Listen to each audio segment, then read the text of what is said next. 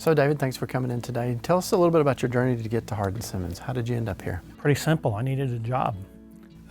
Okay, there you go. Got done with my master's degree and was looking for a job, and Hardin-Simmons had one, and this was going to be my 2 or 3 year stop.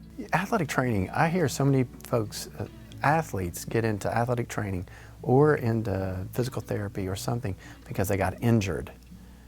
That's not how you got into it. No, absolutely not. I am not an athlete, so I discovered I liked hanging around, but it wasn't going to be for me. So this athletic training turned in a way that I could be around sports and help people, and it's worked out good ever since. It almost seems like for athletic trainers, their love language is service, because I have seen them go through COVID, and I'll tell you, that was the worst time. It was a nightmare. It was horrible.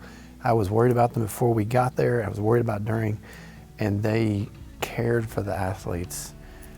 Where do they get that love for that athlete? Where's that come from? I think it just goes with the job. Mm-hmm. You've got to be able a lot of times to put them first and take care of them and do things for them. It's a service profession without a doubt, and you know, on the smaller scale, you learn not to make plans after games because you never know, are you going to be at the doctor's office or the ER or whatever. So it's just sometimes they have to come first. You're usually the first person on the field if you're an athletic trainer. You're seeing the injury first. You're the paramedic, the person that's seeing the worst of it. How bad can it get? There's always broken bones and dislocations, but it's really more about the athlete or the patient and how they handle that and how that's going to affect them in the future. How do you prepare your athletic trainers for situations like that? Because they know what to do. They have the knowledge, but in the moment, how do you? I mean, athletic training is a lot of experiential learning, and so some of it is by seeing how that works, and then one of our overriding concepts is you always be an advocate for your patient. And so that can be on the field, it can be in the doctor's office, it can be in the AT clinic when they're, the tears are flowing and you just try to work through it with them.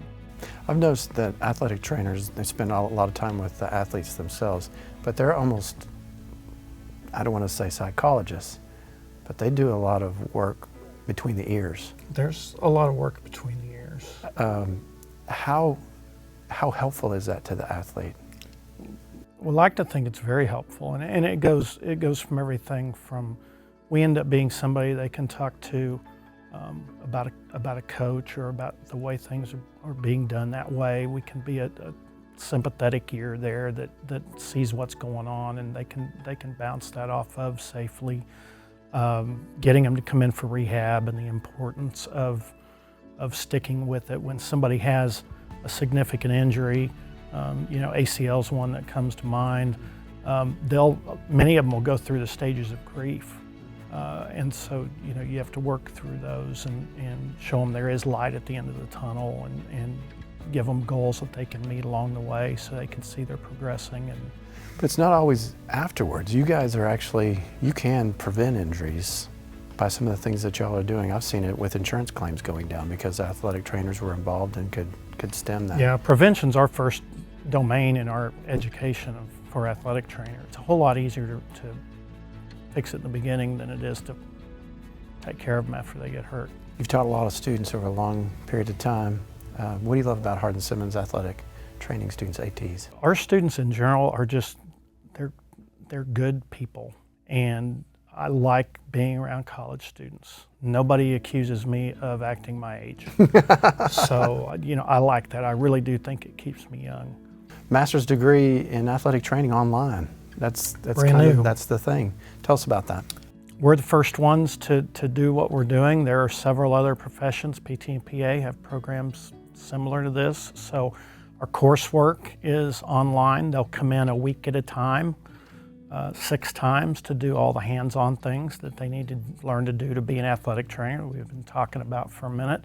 And then their second year is a full-time clinical year like it's been, and they'll go to high schools or colleges or wherever, and be immersed in athletic training and do the full-time hands-on with a preceptor, and then they can go get a job. If you had to do one thing every day for the rest of your life and enjoy it, what would that one thing? Well, besides family and that sort of stuff, read. I love to read. Really, what do you like to read? I like keeping up with my profession. I'm kind of a techno geek. I enjoy, reading that sort of thing, and history. I'm a big history fan, so a lot of military history, things like that. You're a man of many talents, a Renaissance man. Well, I don't know about that. Well, I appreciate you coming in. Thank you. Thank you.